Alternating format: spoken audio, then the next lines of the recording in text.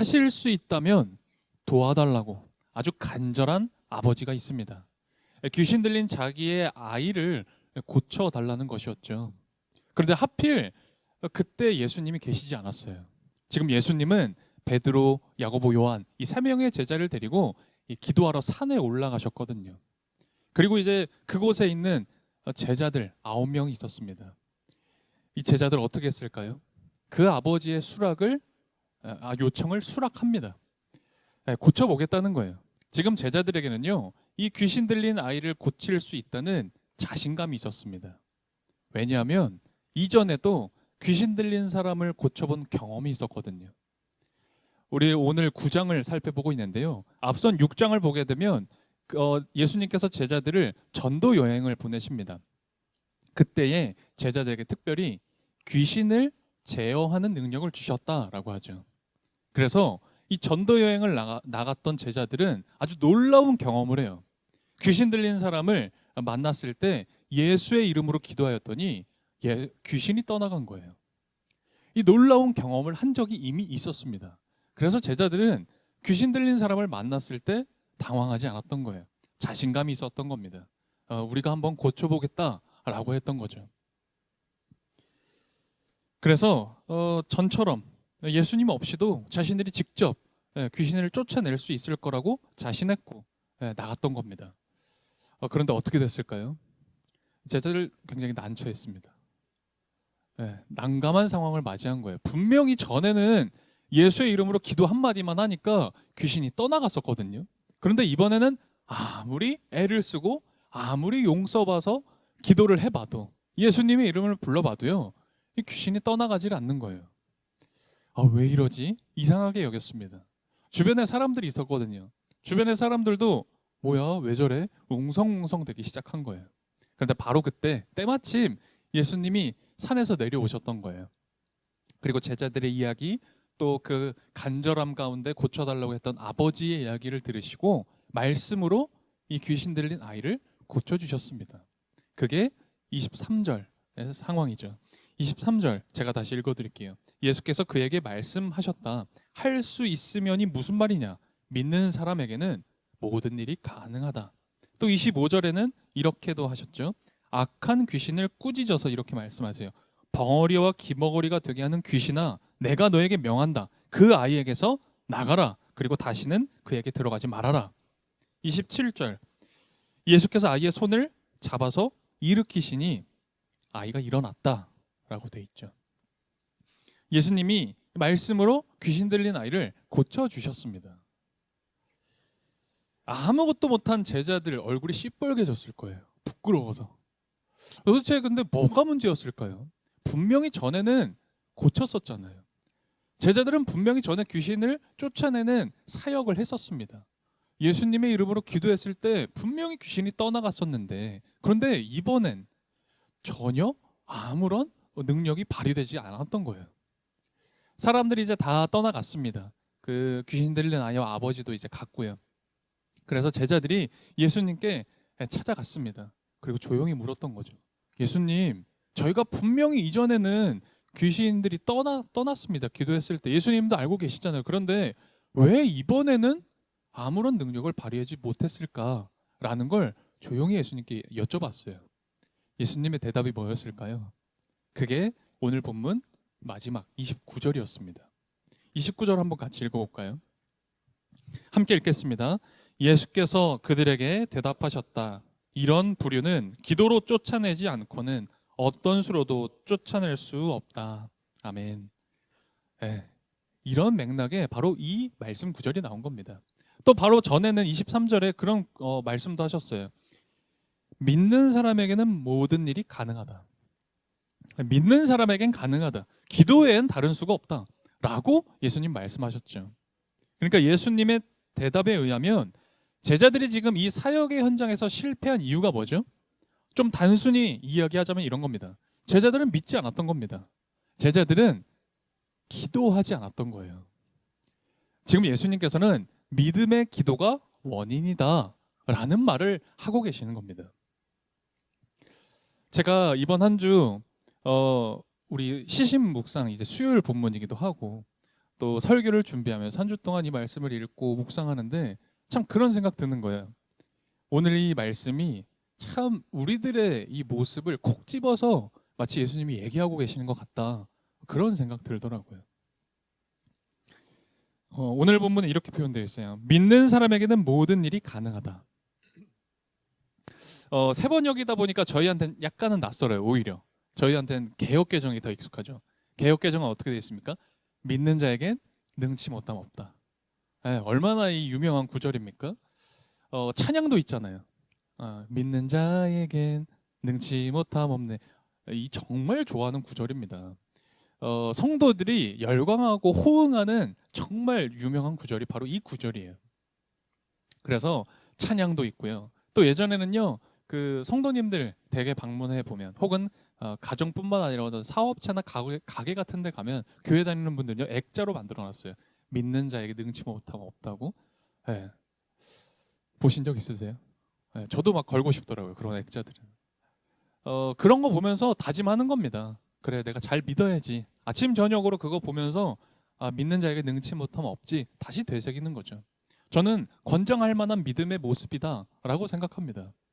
그런데 정작 진짜 문제는 뭐냐면, 그래서 그렇게 액자 걸어놓고 찬양하면서 그 말씀 그렇게 외우면서 정작 성도들에게 불가능한 일이 없어졌느냐, 정말 불가능이 없어졌느냐, 그거겠죠. 제가 학창 시절에 그렇게 공부를 잘 못했습니다. 그냥 평범했어요. 완전히 못하지도 않았지만, 공부를 잘 못하는 학생이요, 성적 석차 좀 올려보겠다고, 점수 좀 올려보겠다고 하는 학생 책상 앞에는요, 온갖 전투적인 구호가 붙어 있습니다. 뭐 공부 열심히 하자는 식의 하면 된다부터 해서요, 뭐 죽을 각오로 공부하겠다는 의지들이 막 붙어져 있어요. 저도 그랬습니다. 저도 그런 학생 중 한 명이었던 것 같아요. 거창해요. 뭐 어떻게 하겠다, 막 각오를 막 이렇게 포스트잇으로 저도 잔뜩 붙여놓으면서 공부했던 기억이 납니다. 여러분들은 좀 어떠셨어요? 여러분 근데 공부 좀 한다는 학생들 있잖아요. 전교 1등 같은 학생들. 우리 전교 1등 혹시 이 자리에 있나요? 전교 1등 해보신 분? 그런 분들이 사실 직접 얘기해야 되는 건데, 그래도 제 친구 중에 전교 1등이 있었습니다. 가장 친한 친구 중에 한 명이 전교 1등, 고등학교 때, 중고등학생 때 1등 한 친구가 있는데, 그 친구 책상 보잖아요. 아무것도 안 붙어 있어요. 아무것도 없습니다. 혹은 붙어 있더라도 딱 하나 붙어 있습니다. 그건 자신이 열심히 그렇게 공부해서 가고자 하는 대학교. 그거 딱 하나, 서울대, 이렇게 딱 붙어 있어요. 그러니까 굉장히 모습이 다르더라고요, 저랑 그 친구랑. 전자인 학생, 저 같은 전자인 학생 경우에는요, 그걸 이렇게 붙여놓는 게 무슨 의미예요? 공부 열심히 하겠다는 그런 뜻입니다. 근데 잘 보면요, 공부하는 게 목표인 거예요. 공부를 하는 게 목표입니다. 그런데 후자, 공부 좀 한다는 분들의 그 모습을 보면요, 완전 반대예요. 공부는 이미 당연히 하고 있는 거예요. 공부는 이미 열심히 하고 있습니다. 공부는 더 열심히 안 해도 될 정도로 하고 있다고요. 단지 그들의 목표는 뭐냐면, 그 공부라는 과정을 통해서 원하는 목표를 이루려고 하는 거죠. 굉장히 다른 겁니다, 사실은. 마찬가지로 우리 성도들도 똑같아요. 아주 성숙한 성도에게는요, 잘 믿어야 된다, 기도 열심히 해야 된다, 찬양 부를 때 목소리 크게 해야 된다, 여러분 그런 구호는 필요 없는 겁니다. 이미 이 성숙한 성도는 이미 믿음의 기도로 자신이 감당하고, 그리고 자신이 쫓아가야 될 소명, 그 사명을 따라가고 있죠. 어떻게 하면 그거 더 잘 이룰 수 있을까? 어떻게 하면 내가 그 사명을 감당할 수 있을까? 그걸 더 고민하고 신경 쓰고 있다는 거예요. 기도해야지, 말씀 봐야지, 그러지 않는다고요. 우리가 신앙생활 다 똑같이 하는 것처럼 보입니다. 다 열심히 신앙생활 잘 하고 있는 것처럼 보이는데요, 사실 실상 그 내용은 큰 차이가 있죠. 신앙생활을 해도요, 기도가 목표인 사람들이 있어요. 그래서 기도하면 어때요? 다 이룬 것처럼 느껴져요. 내가 오늘 기도했다고, 나 오늘 기도 안 빠뜨리고 했다고. 말씀을 읽어도요, 거기에 그칩니다. 나 오늘 말씀 읽었다고 만족하는 거죠. 이렇게 다릅니다.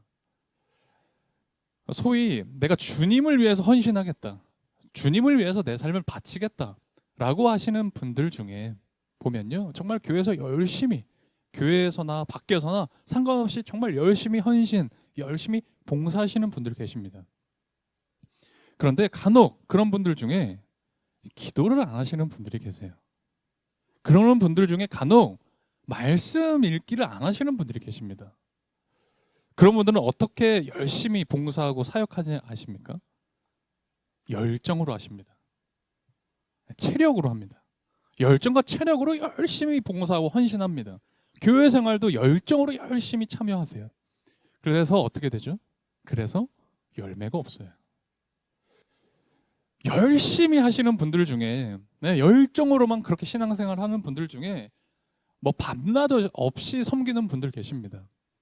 누가 보면요, 야, 저분은 정말 확신을 가지고 예수님 믿고 따르는구나 라고 보이는데요, 근데 정작 그분은 어떻게 느끼냐면, 왜 이렇게 내가 열심히 섬기고 믿고 교회에서 신앙생활 한다고 본인은 스스로 생각하는데 이거 내 마음 같지가 않은 거예요. 뭐 보이는 게 없어요. 잡히는 게 없는 겁니다. 열매가 없는 거예요. 그래서 이상하다고 생각하죠. 왜 이럴까?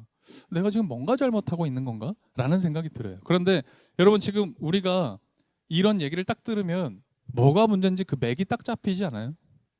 뭐가 문제예요? 기도에 무릎을 꿇지 않는데, 말씀대로 섬기고 봉사하는 게 아닌데 어떻게 열매가 맺히겠어요? 우리 들으면 딱 압니다. 여러분, 제자들을 보세요. 누구보다 열정으로 예수님 따르는 사람들이에요. 누구보다 더 헌신한 사람이 이 12명의 제자입니다. 여러분, 자신의 직업도 내려놨고요, 가족도 내려놨어요. 모든 걸 다 내려놓고 예수님 따른 사람들이 제자들입니다. 예수님 따라다닌다고 해서 그런데요, 다 기적이 있는 게 아니에요. 여러분, 교회 생활 조금 한다고 해서 은혜 받는 거 아닙니다. 좀 냉정한 얘기처럼 들리실 줄 모르겠는데 교회 다닌다고 은혜 받는 거 아닙니다.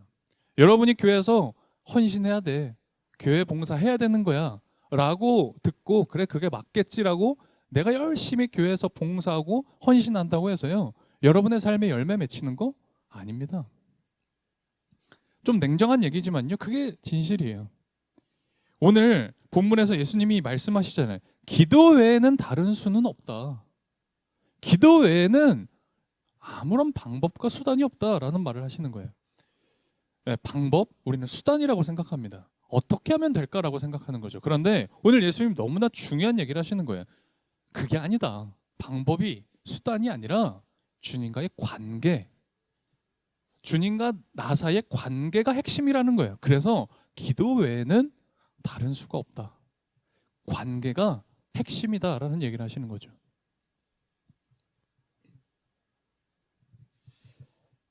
요령 가지고 신앙생활 하시는 분들이 계십니다.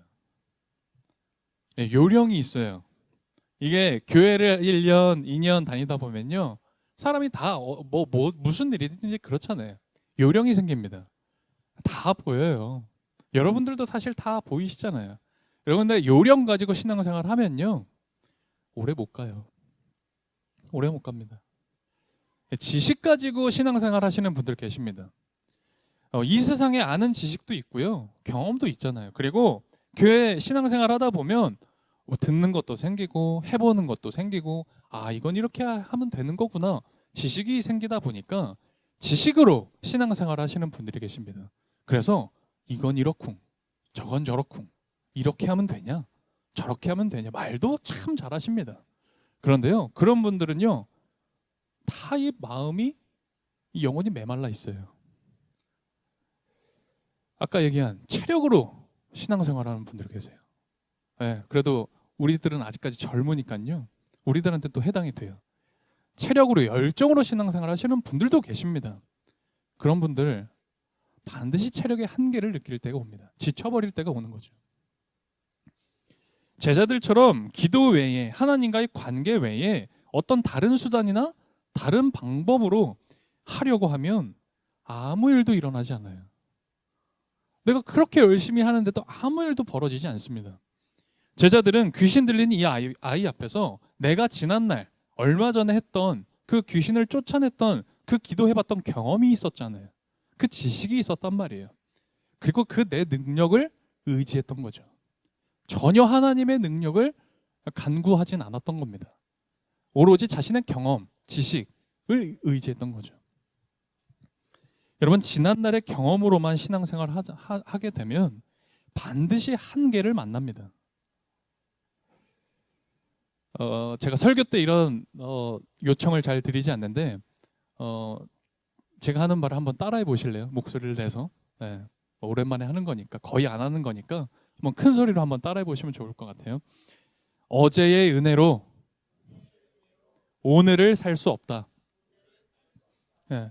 어제의 은혜로 오늘을 살 수 없다. 네. 어제의 은혜로 오늘을 못 삽니다, 우리는. 여러분, 출애굽한 이스라엘 백성들이요, 광야에 도착해요. 광야라는 게 먹을 데가 없다라는 뜻입니다. 생활하기 어렵다. 그런데 그것에서 하나님께서 만나를 하늘에서 내려주세요.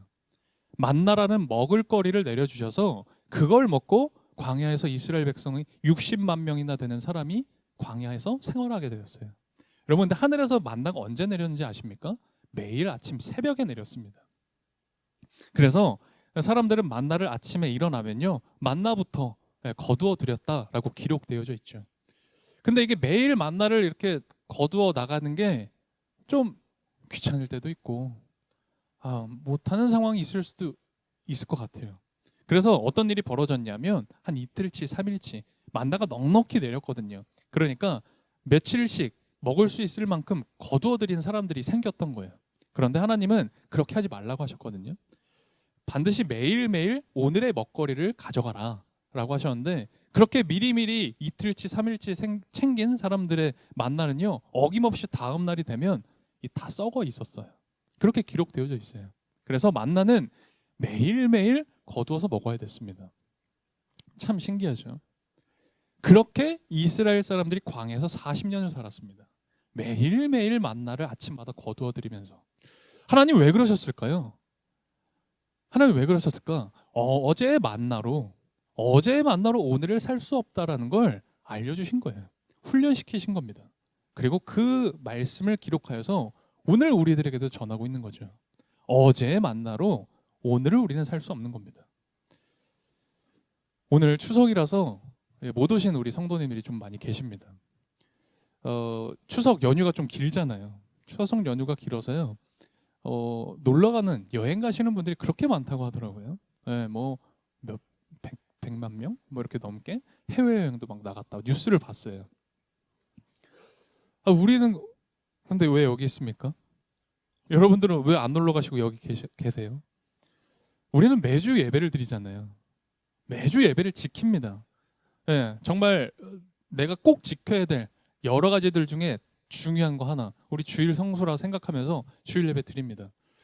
그러면 좀 그런 생각 들 때 있지 않아요?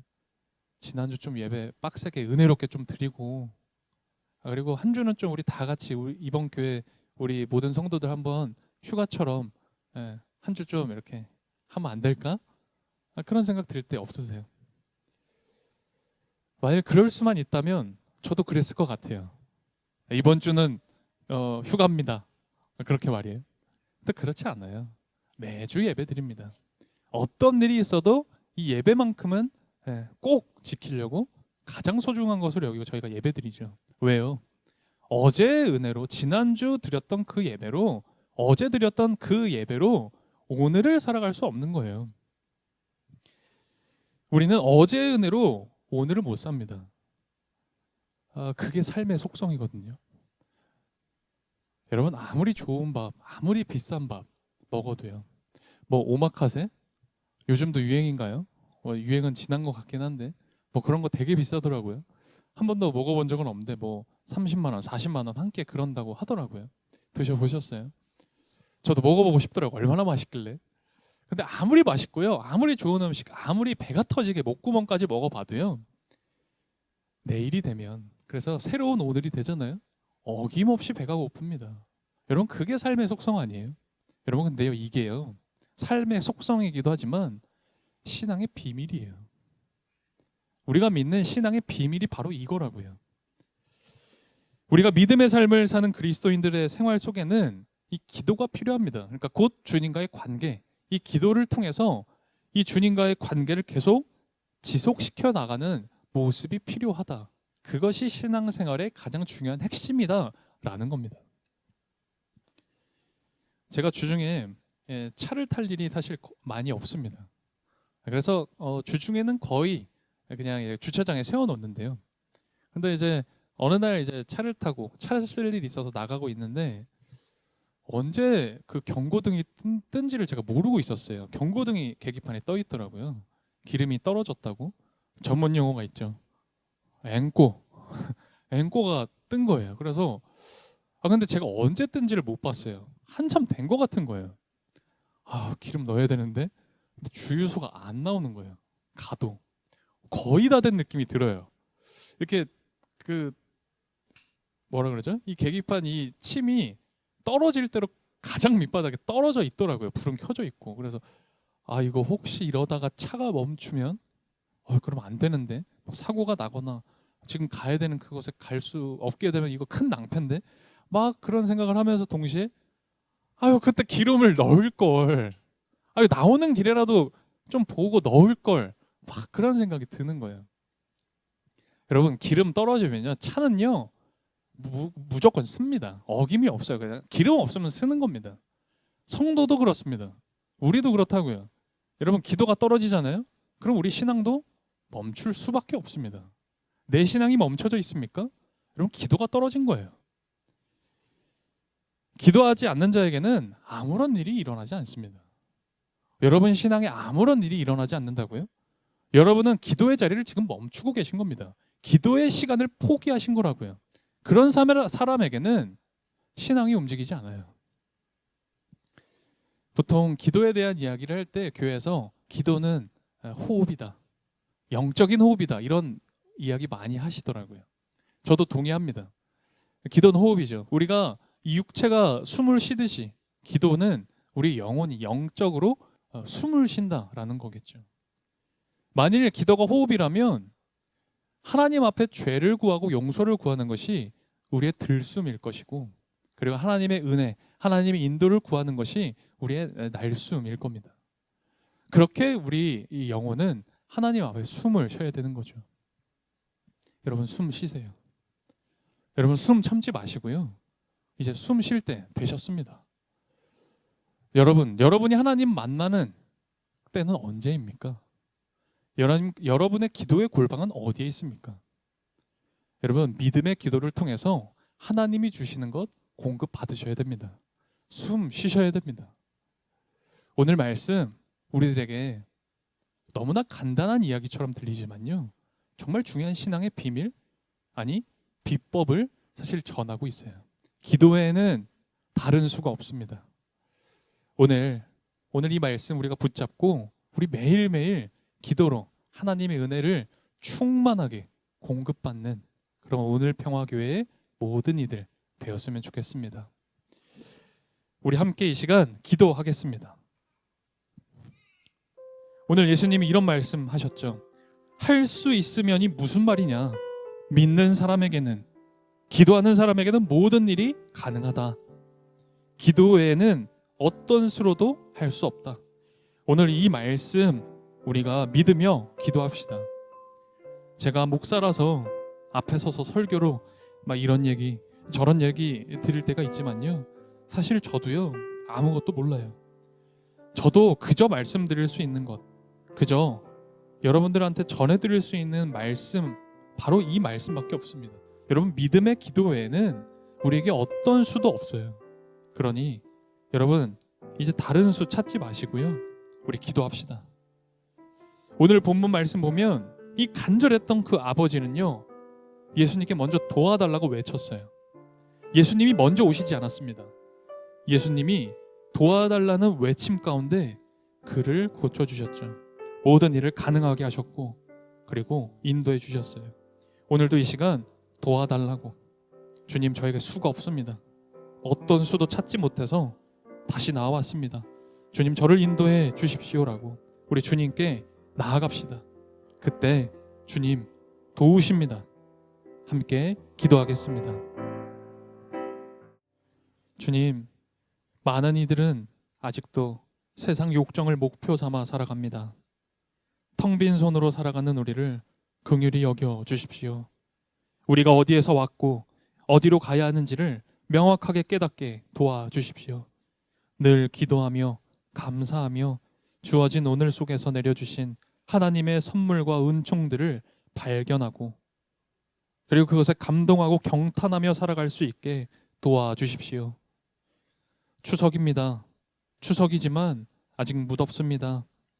이 명절을 보낼 때 우리 성도들의 가정과 가족들의 건강 지켜주시고 인색해지기보다 넉넉한 마음을 주셔서 서로를 섬기는 은혜 내려주십시오.